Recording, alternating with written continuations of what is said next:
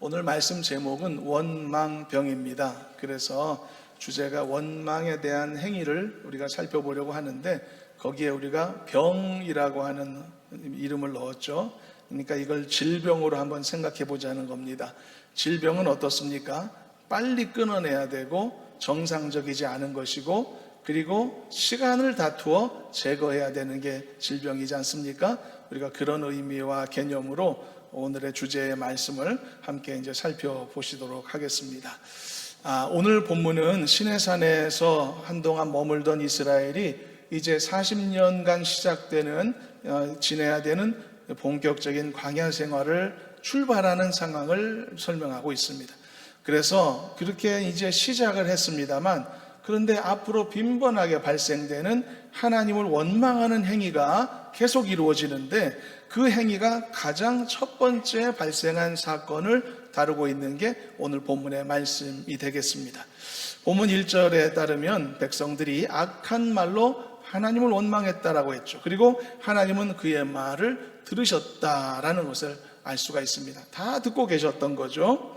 이후에도 하나님을 원망한 사례들이 40년 광야 동안 무수히 많이 나오는데, 그런 행위들은 다 하나님 책망받았고요, 심각한 징계나 심판을 면하지 못했거든요. 그렇지만 앞으로 광야 생활 속에 드러나게 될 이런 백성들의 연약함, 이런 불신의 모습이 오늘 본문에서 최초로 등장했다는 데 의미가 있습니다. 그리고 이런 악한 행위에 대한 하나님의 책망과 심판도 가장 처음으로 발생한 사례가 오늘 본문의 사례라고 할 수 있겠습니다. 그런데 사실상 이스라엘이 출애굽한 이후로 하나님을 원망했던 일은 이 시간 전에도 있기는 있었습니다. 그러니까 정확히 말하면 백성들의 원망은 사실상 처음은 아니었습니다.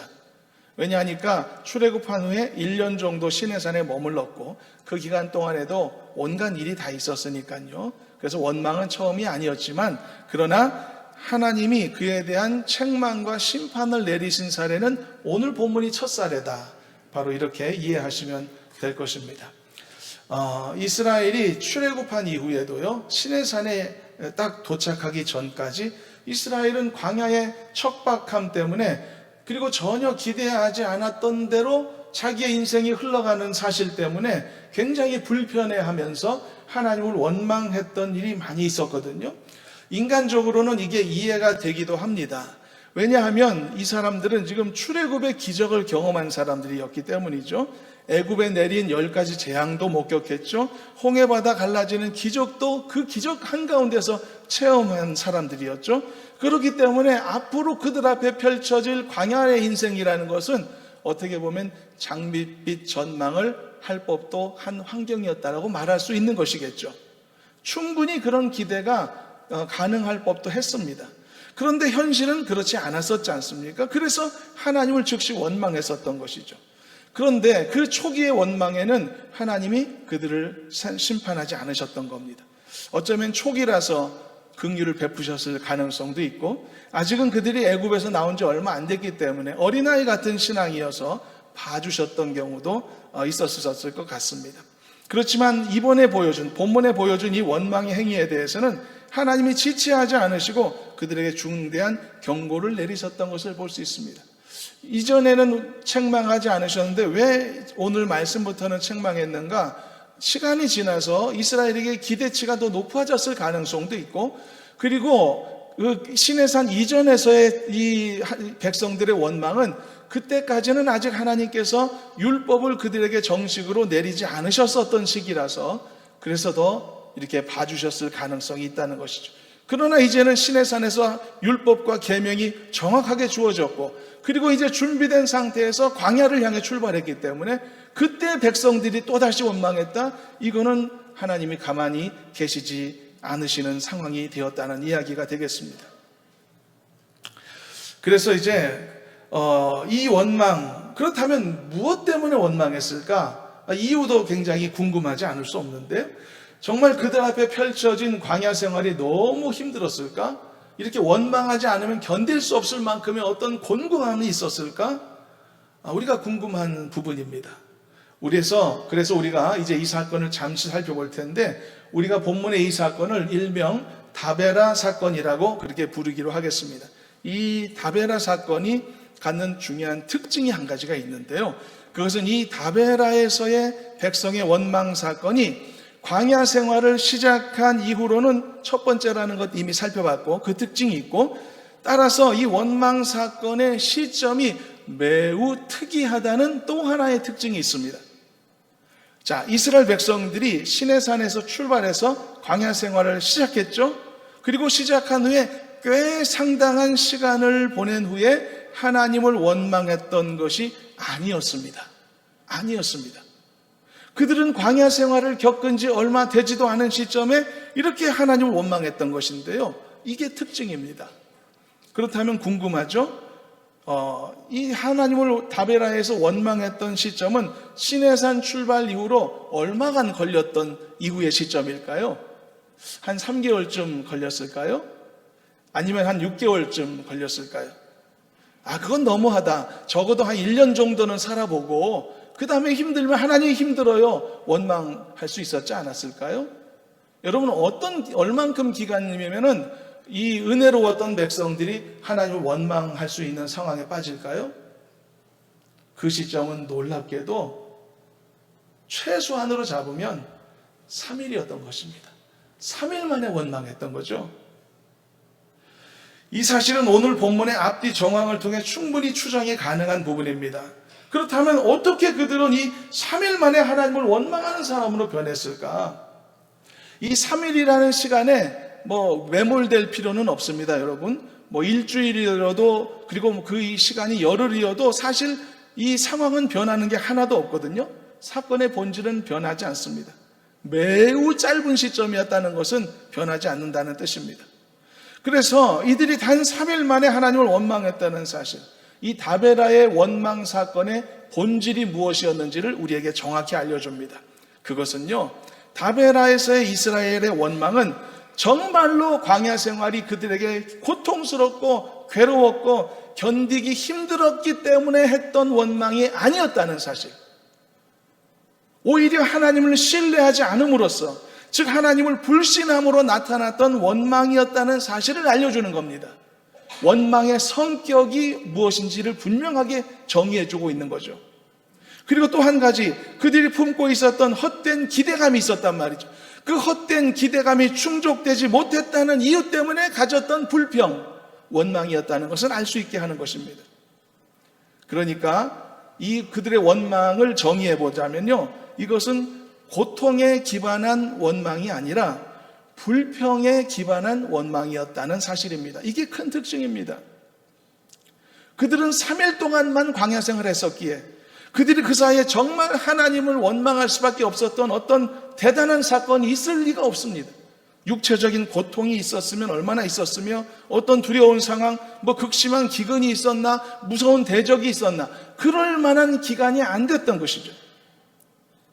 물론 3일의 광야 시간이 그들에게 기대했던 것과는 달랐던 것은 분명한 것 같습니다. 분명하게 예상치 못했던 불편함이나 힘든 일, 고생스러웠던 것이 있긴 있었겠죠. 우리가 집을 가끔 이사하지 않습니까? 우리가 집을 이사할 때도 이사 한번 하는 것에도 상당한 스트레스가 있지 않습니까? 이사를 안 했으면 없었을 스트레스가 생기죠. 그것 때문에 불편하기도 하고 신경 쓰기도 하고 스트레스를 많이 받지 않습니까? 바로 이런 힘든 종류의 시간이 짐 다 싸들고 광야로 출발하는 이스라엘에게도 충분히 있을 수도 있었던 것이죠. 그리고 3일이라는 시간은 그런 감정을 느끼기에 충분했을 수도 있는 시간이었을 겁니다. 그렇지만 그것은 정말로 광야라는 삶이 갖고 있는 그런 이 혹독한 경험과는 차원이 다른 것이지 않겠습니까? 그들은 진정한 광야의 삶을 아직 맛도 안 본 상태였던 것이죠. 그러므로 그들은 단지 그들의 기대와는 다른 삶의 환경이라는 사실 때문에 하나님을 원망했던 것입니다. 성에 차지 않았던 거죠. 불평했던 것이라는 뜻입니다. 그래서 우리는 이것을 불평에 기반을 둔 원망이다, 이렇게 그들의 원망을 정의했던 것입니다. 여기서 그들의 원망의 성격이 드러났죠. 그들은 힘들어서 힘들다고 말한 게 아닌 것입니다. 그들은 하나님을 불신한 것입니다. 그리고 스스로 세워서 가진 기대치에 스스로 매몰된 것입니다. 그래서 모든 주어진 환경들을 비판적으로만 바라봤던 것입니다. 모두가 성에 차지 않는 거죠. 사람도 성에 차지 않고, 환경도 성에 차지 않고, 가진 것도 성에 차지 않고, 모든 게 내 마음에 들지 않았던 것입니다. 그래서 원망한 것입니다. 이런 의심이 그들에게 사로잡힌 바 됐을 때 그들은 별로 고생한 것도 없는데도 3일 만에 이렇게 타락했던 것이죠. 그래서 하나님은 이번에는 그들의 원망을 좌시하지 않으셨던 것입니다. 하나님의 심판이나 책망에는 항상 이유가 있는 법인 것이죠. 자, 그렇다면 그들에게 어떤 심판을 내리셨을까요? 본문 1절과 2절을 읽어보도록 하겠습니다. 1, 2절 말씀을 합독합니다. 여호와께서 들으시기에 백성이 악한 말로 원망하며 여호와께서 들으시고 진노하사 여호와의 불을 그들 중에 붙여서 진영 끝을 사르게 하시매 백성이 모세에게 부르짖음으로 모세가 여호와께 기도하니 불이 꺼졌더라. 하나님은 원망하는 그들에게 불을 내리셨습니다. 그리고 진영 끝을 사르게 하셨습니다. 불로써 그들을 징계하신 것이죠. 그러나 다행스러운 것은 이 하나님의 심판이 종국적인 것은 아니어서 중대한 경고의 성격을 가진 것이라서 그래서 그나마 간단하게 마무리가 되었다는 것이 다행스럽습니다. 이런 두려운 역사하심을 목격했던 백성들은 속히 뉘우쳤죠. 그래서 모세에게 호소했죠. 그래서 모세는 기도의 중보자가 되어서 하나님 앞에 간구했고 그리고 하나님이 그 기도를 들으셔서 그 진노가 사라졌다. 이것이 다베라 사건의 이야기입니다. 그래서 그곳 이름이 다베라라고 붙여졌거든요. 다베라는 히브리어로 불붙음이라는 의미를 가졌거든요. 그래서 구약 성경에 그런 사례가 많죠. 그 지역에서 일어난 사건이 그 지역의 도시의 이름이 되는 그런 경우들이 많은데 이번도 그런 사례였습니다. 그래서 어쩌면 이 다베라에서의 원망 사건은 오늘날 우리 같은 성도들에게도 더욱 경각심을 갖게 하는 중요한 사건이라 할 수 있는 것입니다. 왜냐하면 오늘날 보십시오. 여러분과 같은, 저와 여러분들과 같은 이 환경 속에서 우리 같은 그리스도인들이 만일 어떤 일 때문에 하나님을 원망하는 범죄를 저지른다면 그 원망의 성격은 어떨까요? 그 원망은 진짜 살기 어렵고 또는 정말로 극심한 고통이나 어떤 고난이 있어서 아니면 정말로 어떤 생명의 위협을 당하는 어떤 악한 대적 앞에 놓여 있는 그런 상태에서 하는 원망은 아닐 것이기 때문입니다. 아마도 아닐 것입니다. 그러니까 고통에 기반한 원망이 아니라 불평에 기반한 원망이 되었을 가능성이 크다는 겁니다. 어떤 게 더 질적으로 나쁜 원망일까요?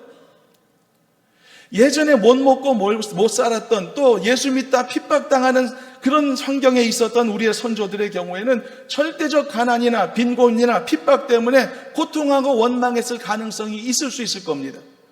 그러나 요즘은 어떤가요? 아무리 어렵고 힘들다 하더라도 그의 생명을 앗아갈 만큼의 절박한 경우는 없지 않을까요? 예전에 뉴스 기사에 보니까 북한에서 탈북해서 냉면집을 차린 어떤 사람과 인터뷰한 내용을 보았는데요. 그 냉면집 경영이 신통치 않아서 고전하고 있다라고 하는 어려움을 토로하는 내용이었습니다. 그때 기자가 질문을 했습니다. 남한으로 탈북해서 내려온 것을 후회하지 않느냐? 와서 이렇게 경영이 어려운데. 그랬더니 그 사람이 대답하기를 단 한 번도 후회한 적이 없다는 거죠. 오히려 지금도 가끔씩 북한으로 다시 끌려가는 악몽을 꾸기도 한다는 겁니다. 그 이유는 이곳 생활이 아무리 어렵더라도 하루 밥 세끼 걱정을 하지 않아도 되지 않느냐는 것이죠. 북한에서는 며칠씩 굶고 고통하는 것이 다반사였는데 이곳에는 아무리 힘들어도 그곳에 비하면 행복하다는 이야기죠. 여러분, 이런 마음가짐을 가진 사람이라면 결코 현재의 환경을 어려워한지는 할지라도 불평에 기반을 둔 원망은 하지 않을 수 있을 것 같습니다. 그렇지만 많은 사람들은 그렇지 못합니다. 절대적 빈곤이 아님에도 불구하고 절대적 고통이 아님에도 불구하고 쉽게 힘들어하고 쉽게 불평을 드러내는 엄살 아닌 엄살병을 갖는 경우가 많다는 것이죠. 이것은 제대로 광야 생활을 맛보지도 않은 시점에서 하나님을 불신함으로 대했던 이 다베라의 원망과 다르지 않는 사건이라는 것이죠. 그리고 어쩌면 이러한 종류의 원망이 하나님 앞에 더 심각하신 것일 수가 있다는 사실입니다. 여러분, 그렇다고 해서 고통에 기반한 원망이 괜찮다는 것 절대 아닙니다. 그것도 하나님이 기뻐하시지 않죠. 그러나 불평에 기반한 원망이 더 나쁜 케이스다. 바로 이 사실을 지금 말씀하는 것입니다. 그러므로 사랑하는 성도 여러분, 더욱 하나님을 신뢰하는 성도로 서시기를 주님의 이름으로 축원합니다.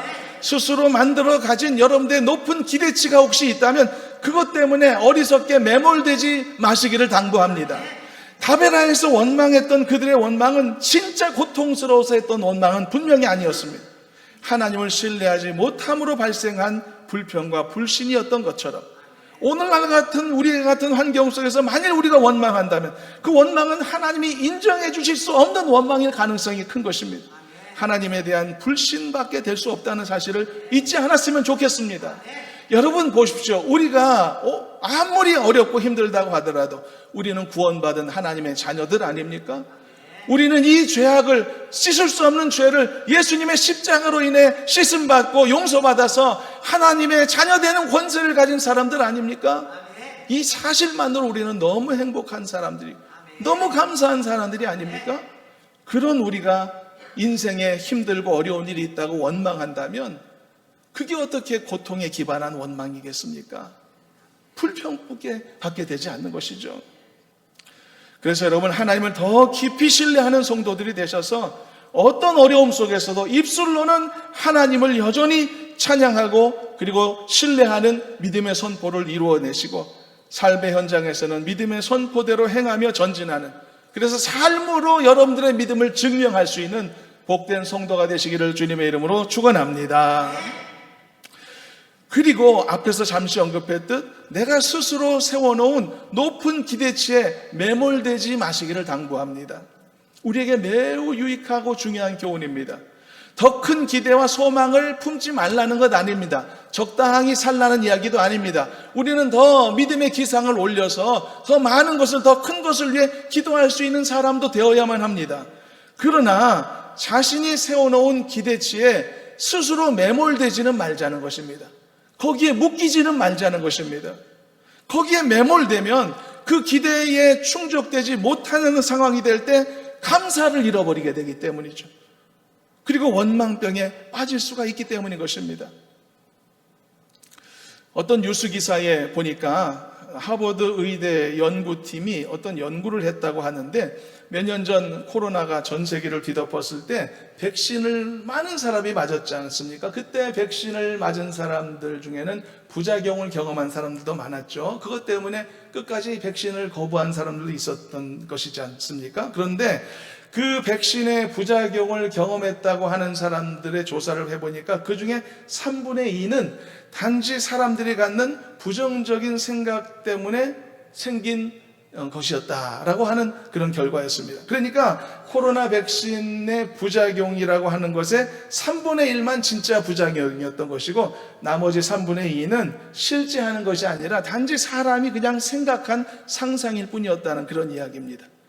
그러니까 나는 그냥 원래 그냥 내 몸이 좀 약해서 했던 건데 이게 부작용 때문이 아니야? 이런 식으로 연결했다는 것이죠. 이런 연구 결과도 사실은 다 믿을 수는 없겠지만 그렇다고 해서 완전히 무시할 수도 없을 것 같은데요. 이런 것들은 바로 사람들이 갖는 인식이라는 것이 때로는 그의 생각하는 그 주관을 넘어서서 그의 육체까지도 일정 부분 영향을 끼칠 수도 있다는 것을 보여주는 사례가 아닐까 싶습니다. 그러므로 사람이요, 어떤 생각에 기반을 두고 있느냐는 것은 정말 중대한 문제가 아닐 수 없는 것입니다. 여러분, 은혜로운 생각, 은혜로운 언어, 은혜로운 믿음의 선포를 이루시는 성도가 되기를 다시 한번 주님의 이름으로 축복합니다. 그리고 계속 이어지는 본문에 또 한 가지 에피소드가 있는데요. 이것이 바로 이와 관련된 교훈을 우리에게 던져주고 있습니다. 자, 다베라의 사건은 이런 식으로 해서 마무리가 됐는데요. 오늘 본문에는 또 한 가지 사건이 뒤에 더 많은 분량으로 기록되어 있습니다. 자, 그런데 이스라엘 백성들은 또다시 하나님을 원망했던 것이죠.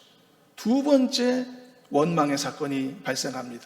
그런데 이번 사건이 흥미로운 것은요, 그들이 이렇게 원망하고 불평한 것은 그들이 스스로 만들어내서 불평한 게 아니고 이번에는 다른 이들로부터 전염되어서 갖게 된 불평이었다는 특징입니다. 본문 4절을 먼저 한번 읽어보겠습니다. 본문 4절 읽어봅니다. 그들 중에 섞여 사는 다른 인종들이 탐욕을 품음에 이스라엘 자손도 다시 울며 이르되 누가 우리에게 고기를 주어 먹게 하랴. 일단 4절을 보니까 이 낯선 존재들이 등장하는데 다른 인종들이 있었다는 거죠. 그들과 함께. 이 사람들은 어떤 사람들이었냐? 출애굽기 말씀을 자세히 보면은요, 이스라엘을 빠져나왔던 출애굽의 백성들 중에는 유대인들만 있었던 거 아닙니다. 그 중에 일부 이방인들도 섞여서 탈출했다는 사실이 기록되어 있는데요. 그런데 뭐 대다수는 아니어서 작은 소수여서 이제 언급이 적었지만 그래도 일단 성경에서 언급할 만큼의 숫자가 이방인들이 함께 빠져나왔단 말이죠. 타국인들이. 그런데 이 사람들이 탐욕을 품었다라고 말하고 있죠. 그것 때문에 마음이 다들 상했던 거죠. 사실 여러분 보십시오. 이 타국인들은 이방인들이었죠. 그래서 직접적으로 하나님과 언약 관계를 형성한 존재들이 아니었어요. 그래서 이스라엘 백성들은 출애굽을 할 때 하나님이 약속하신 가나안 땅으로 가겠다라고 하는 아주 강력한 목적의식을 갖고 이 탈출한 사람들이었단 말이죠. 그런데 그들과 함께 나온 타국인들은 그렇게까지는 강력하게 이 하나님과 약속으로 맺어 있었던 것은 아니었던 거죠. 그렇기 때문에 어떤 현상이 나타나느냐, 광야라고 하는 이 쉽지 않은 이 장소를 버티고 인내해야만 약속을 성취하는데 그 광야를 버티려는 의지가 이방인들은 약할 수밖에 없었다는 거죠. 그렇지 않습니까? 뚜렷한 목적의식을 가진 사람은 훨씬 어려움을 잘 이겨내지 않습니까? 내가 점수 이번에 100점 맞겠다고 결심한 학생은 졸음도 참고 잡념도 이겨내면서 그래도 끝까지 열심히 공부하지 않습니까? 내가 악착같이 이 병마를 이겨내겠다라고 이 결단을 한 사람은 힘들고 고통스러운 치료의 과정도 훨씬 더 잘 이겨낼 수 있지 않습니까?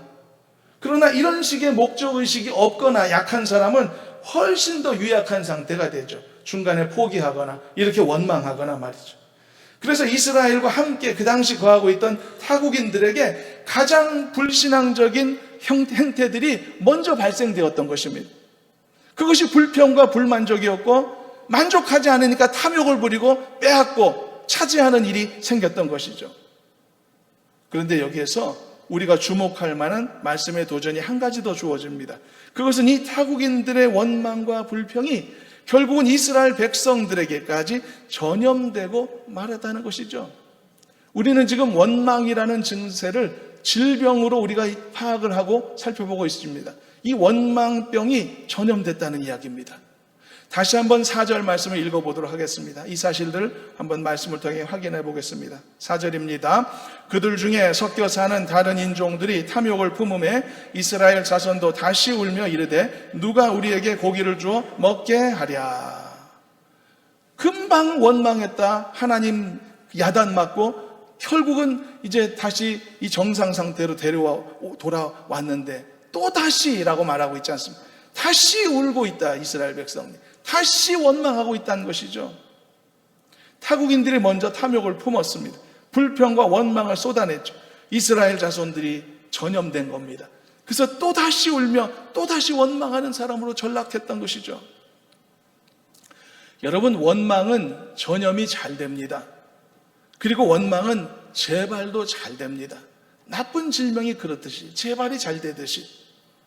그리고 원망도 죄이기 때문에 전염성이 아주 강하고 재발 가능성도 아주 높거든요. 그리고 그들의 원망의 내용을 보니 본문에서 볼 수 있는 것처럼 음식에 관한 거였죠. 분명히 당시의 황량한 광야에서는 애굽 땅에서 먹을 수 있었던 음식 같은 다양함이 없었을 겁니다. 애굽은 비옥한 땅이었고 거대한 나일강도 있었으니까 그들이 말하는 것처럼 뭐 생선도 먹을 수 있었겠고 과일, 야채도 있었겠죠. 그런데 그들은요, 원망하는 자들이 보여주는 전형적인 특징 한 가지를 보여주고 있습니다. 그게 뭐냐 하면 과장하는 습성입니다. 과장하고 있습니다. 그들이 애굽에 있었을 때 이렇게 풍성한 음식을 게다가 값없이 먹었다고 하는데 이건 과장입니다. 그들은요, 핍박받는 노예로 애굽에서 있었습니다. 그들이 얼마나 비참한 상황에 있었는지 여러분 연상해 생각해 봐야 됩니다. 왕이 내놔라고 말하면 자기 사랑하는 자식들조차도 죽음 앞에 내어놓을 수밖에 없었던 절망적인 사람들이었던 것이죠. 여러분, 모세가 그래서 갓난아기 때 죽을 뻔했던 위기를 건지지 않았습니까? 자식들 다 내놓으라고 하면 다 내놓고 다 죽여야만 됐던 참담한 상황 속에 살았던 사람들, 도를 넘어서는 착취 때문에 더 이상 살 수 없다라고 절규할 수밖에 없었던 그런 애굽에서의 참담한 삶을 살았던 사람들인데, 그런데 지금은 뭐라고 말합니까? 애굽에서 많이 먹었고 값없이 먹었고 너무 좋았다고 얘기하는 거죠. 과장하고 있는 겁니다. 더 나아 거짓말하고 있는 것이죠. 이런 과장은요, 원망하는 사람들이 보여주는 전형적인 특징입니다. 왜냐하면 사람들은 자신이 하고 있는 이 불평을 정당화하고 싶거든요. 그래서 자신이 겪는 어려움을 부풀려 말하려는 습성을 갖고 있기 때문이죠. 하나님이 나를 얼마나 많이 도와주셨는데 나는 아무런 도움도 안 받았다라고 말하는 사람도 생기는 거죠. 하나님이 내게 지금까지 살며 얼마나 많은 은혜를 주셨는데, 얼마나 선한 길로 인도하셨는데 나는 내가 어려울 때 하나님 어디 계셨냐라고 항변하는 사람도 있단 말이죠. 이런 과장 섞인 말과 태도가 원망에 전염된 사람들의 특징인 것이죠. 이스라엘도 마찬가지였습니다. 이어지는 6절도 한번 읽어보겠습니다. 그들의 형편이 어떠했는지 6절 말씀도 합독합니다. 이제는 우리의 기력이 다하여 이 만나 외에는 보이는 것이 아무것도 없도다 하니. 과장된 게 보이시죠? 이스라엘이 원망병에 빠졌는데 급기야 그들은 뭐라고 말했죠? 아무것도 없다고 말했습니다. 가진 게 아무것도 없다고, 만나 외에는 아무것도 없다. 명백한 과장이죠. 어떻게 아무것도 없을 수 있습니까? 출애굽 이후에 그 짧은 기간에도 하나님이 엄청난 많은 은혜를 그들에게 베푸셨는데 어떻게 아무것도 없다고 말할 수 있죠? 그 와중에 만나를 제외한 것은 그나마 다행이다 말할 수 있을 것 같습니다. 이것이 원망이 전염이 되어 다시금 원망병이 재발되었던 안타까운 상황의 결과인 것이죠. 그래서 여러분, 우리는 평소에 무엇을 듣고 살아야 할지, 누구의 말을 들으며 살아야 할지를 신중하게 결정할 필요가 있는 것입니다. 주변에 혹시 있을 수 있는 어리석은 자들의 불평과 불만을 듣고서 은혜로운 생각에 은혜롭지 못한 생각으로 휩쓸려 살 것인가, 아니면 하나님을 믿고 신뢰하는 견고한 마음을 세우고서 어떤 상황 속에서도 진취적인 믿음의 기상을 두고 내 입술로는 믿음의 긍정적인 선포를 하면서 살 것인가, 분명하게 결정해야만 하는 것입니다. 이스라엘이 겨우 원망병에서 벗어나는 듯 했었는데 함께 있는 타국인들의 불평에 영향을 받고 귀 기울여서 또다시 원망병이 재발되었던 이런 일이 우리에게는 있어서는 안 되지 않겠습니까? 사랑하는 여러분, 마지막까지 긍정적인 입술이 되시기를 축복합니다. 그리고 하나님이 행하신 놀라운 일들을 끝까지 기대하고 소망하고 선포하며 나가는 담대한 믿음의 용사들이 되시기를 소망합니다. 그래서요, 여러분들은 만일 가장 가까운 가족들과 어떤 혹시 언쟁을 벌인다 하더라도 이런 식의 과장 섞인 말은 자제하기로 결심하시길 바랍니다. 당신 나한테 해준 거 뭐가 있어? 해준 게 왜 없는데 해준 게 아무것도 없다고 말하면 과장 아닙니까? 자식이 부모에게, 부모가 자식에게 나한테 해준 게 뭐가 있어? 명백한 잘못된 말 아닙니까? 여러분, 원망하는 마음에 사로잡힌 상태에서는 상대방에 대한 불만과 아쉬움이 더 커 보일 수밖에 없겠죠. 그게 질병의 증세입니다. 그럼에도 불구하고 아무것도 해준 것 없다, 이렇게 말하면 안 된다는 것이죠. 원망병에 걸리면 그런 자신을 정당하기 위해서 과장병까지 생기게 되는 거죠. 이 합병 증세입니다. 이게 합병증. 그리고 이 과장병을 방치해두면 기존의 원망병이 더 악화되어 퍼지는 악순환이 반복되는 거죠. 여러분, 이 무서운 질병을 빨리 퇴치해야 되지 않겠습니까?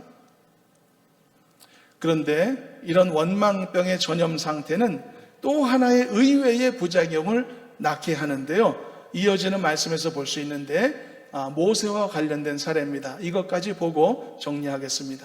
여러분, 원망이라고 하는 전염병은 하나님을 믿고 신뢰하지 않았던 타국인들로 인해 시작됐죠. 우리가 이제 바이러스의 이 퍼지는 과정으로 설명하는 겁니다. 이게 발생 사건입니다. 발생. 그리고 그 전염병이 이스라엘 백성들에게까지 퍼졌을 때 그들도 하나님을 원망하는 사람들로 바뀌었죠. 이건 전염 단계입니다. 첫 번째 발생 단계, 두 번째는 전염 단계. 그런데 심지어 이 전염병은 그 당시 지도자 모세에게까지도 심각한 영향을 끼치고 부작용을 낳게 하고 말았습니다. 이건 파생 상태입니다. 바이러스도 오래 놔두면 파생하지 않습니까? 파생 상태까지 이른 것이죠. 자, 그렇다면 모세에게는 어떤 식으로 이 원망병이 파생되어 전염됐을까? 모세에게는요, 이 원망병이 자포자기로 찾아왔다는 겁니다. 낙심병으로 찾아왔다는 겁니다. 이것도 일종의 파생형 질병이죠. 모세는 당시 백성들의 원망하는 모습을 이해할 수가 없었습니다. 어떻게 저들이 하나님을 원망해? 현 상황에서 어떻게 하나님을 원망해? 저들이 애굽에서 고통스럽게 살았던 그 시절을 벌써 잊었단 말이야. 하나님이 그들을 극한 고통에서 건져주셨고 지금까지 기적같이 돌보셔서 여기까지 이끌어주셨는데 어떻게 여기에서 그들이 낙심하고 원망하고 슬퍼한단 말인가? 이런 모세의 깊은 마음에 고통이 생기기 시작한 겁니다. 그래서 결국은 모세에게까지도 시험에 들게 만들게 되었던 것이죠. 본문에 기록된 모세의 진술을 통해서 그 당시 굉장히 고통스러웠던 자포자기 상태의 모세의 심리 상태를 확인할 수 있는데 한번 읽어보겠습니다. 11절에서 14절까지의 본문인데요.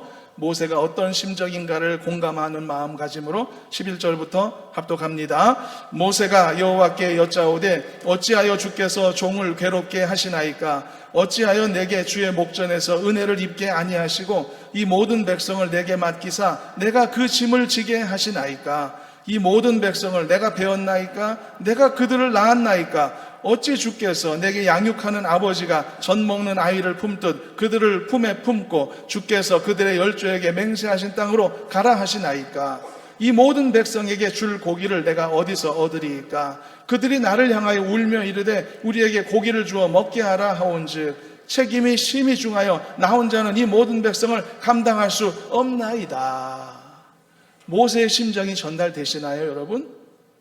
하고 싶지 않은 거죠. 포기하고 싶은 거죠.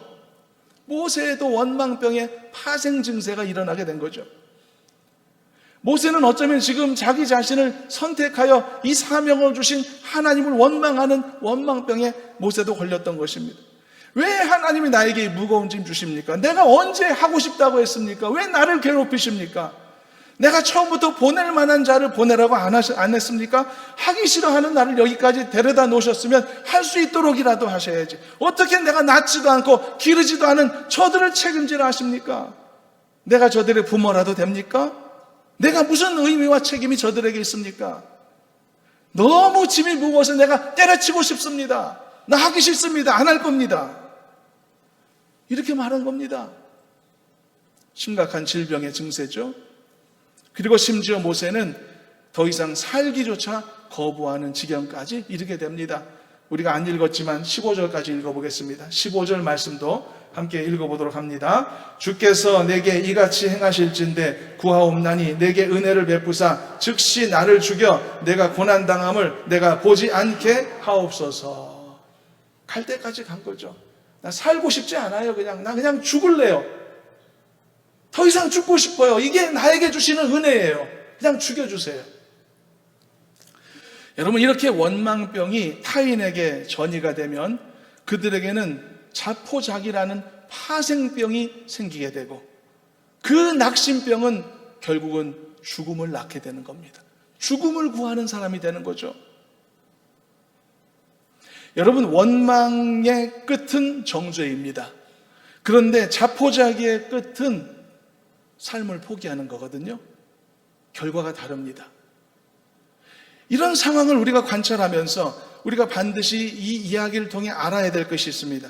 그것은 우리가 보고 있는 오늘 말씀의 등장인물이나 상황들은 원망이라고 하는 병, 이 마음의 질병의 부작용들과 나쁜 결과들이라는 것을 우리가 알아야 합니다.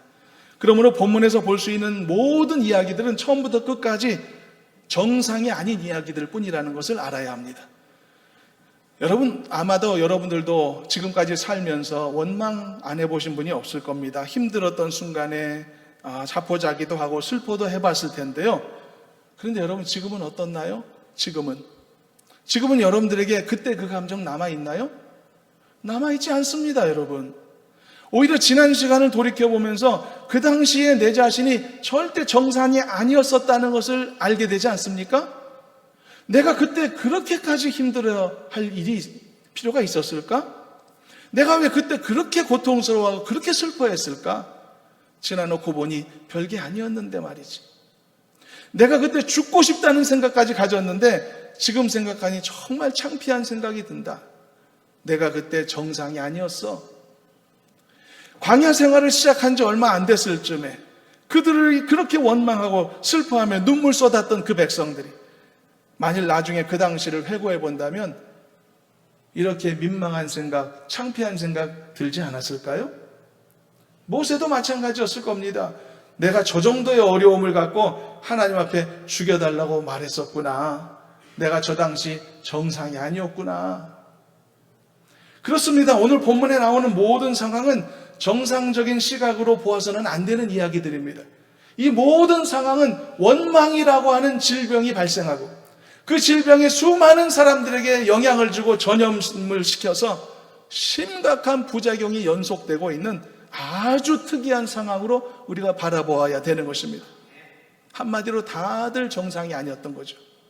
힘들다고 눈물 쏟았던 백성도 정상이 아니었죠. 그 힘든 어려움 때문에 자포자기하고 그냥 죽여주세요라고 구했던 모세도 당시 정상이 아니었죠. 여러분, 원망이라는 게 이렇게 무서운 병입니다. 한 사람의 믿음의 정체성을 순식간에 빼앗아가는 것이 바로 이 질병이죠. 우리가 흔히 하는 표현처럼 그동안 쌓고 받아놨던 은혜들을 다 한순간에 쏟아버리는 것이 바로 이 원망병의 결과인 것입니다. 그리고 주변 사람들에게까지 큰 영향을 끼치고요. 그러므로 사랑하는 여러분, 이제 정리를 할 텐데요. 결코 하나님을 향해서도 그 누구를 향해서도 원망하지 않기로 다시 한번 결단하는 여러분 되기를 간절히 소망합니다. 원망은 하나님이 주시는 현실을 부인하는 것이기 때문에 믿음의 사람의 모습일 리가 없습니다. 믿음 가진 사람은 원망할 수 없는 겁니다. 한쪽에서는 믿습니다 하고 한쪽에서는 사람들을 원망하고 질타하는 것은 어울리지 않는 행위입니다. 무엇이 그가 가진 믿음의 증거이겠습니까, 여러분? 하나님이 선하시다는 것과 하나님이 나를 사랑하신다는 사실을 정면으로 반박하는 것이 바로 원망하는 모습인 것이죠. 그러므로 원망하는 사람은 믿음의 사람일 리도 없고 믿음의 사람이 될 수도 없는 것입니다. 오늘 기도하신 권사님의 기도를 통해 제가 은혜 받은 부분이 있는데요. 우리 권사님이 기도하면서 원망하지 말게 해주시라고 기도했는데 기억하십니까? 오늘 말씀과 아주 어울리는 기도였죠. 그 대신 앙망하게 해주시라고 기도했는데 기억하십니까? 은혜로운 말씀이죠. 여러분, 원망하지 마시고 앙망하시기를 바랍니다. 원망하는 태도 다 버리시고 여호와 하나님을 앙망하는 성도로 살아가시기를 축복합니다. 원망하는 이방인들의 말에 귀를 기울였다가 원망병에 걸렸던 저 백성들의 모습을 보며 여러분들은 살면서 어떤 말을 듣고 살 것인가, 누구의 말에 귀를 기울일 것인가 깊이 고민하고 결단하시길 바랍니다. 모든 부정적인 생각과 비판하는 말과 정죄하는 언어를 쏟는 자들과 가까이 하지 말기로 결단하시길 바랍니다. 그리고 내 자신도 결코 그런 종류의 사람이 되지 않기로 결심 다시 한번 새롭게 하실 수 있기를 바랍니다. 그리고 여러분, 특별히 여러분들의 가정 안에서 그리고 공동체 안에서도 마찬가지예요. 가족 악들 안에서 여러분, 원망이라는 질병이 그 가정 안에서 솟아나지 못하도록, 꿈틀거리지 못하도록 여러분 주의하시고 절대로 여러분 용납하지 않는 지혜로움이 있기를 바랍니다. 그리고 내 개인의 존귀한 심령 안에도 원망이라는 악한 질병이 생겨나지 않도록 항상 은혜로 말씀으로 여러분들을 다스리시고 믿음 가운데 견고히 서실 수 있기를 당부드립니다. 오직 은혜로운 입술들, 믿음으로 힘있게 선포하는 입술들, 언제나 주 안에서 긍정적으로 말하고 주 안에서 승리할 것을 힘있게 선포할 수 있는 은혜로운 입술들로 살아가시기를 소망합니다. 그래서 여러분들에게 악한 바이러스가 여러분들을 통해 전염되는 것이 아니라 오히려 강력한 믿음의 영향력이 여러분들을 통해 오히려 은혜롭게 전파될 수 있도록 항상 옳은 자리, 은혜로운 역할 감당하실 수 있기를 당부합니다.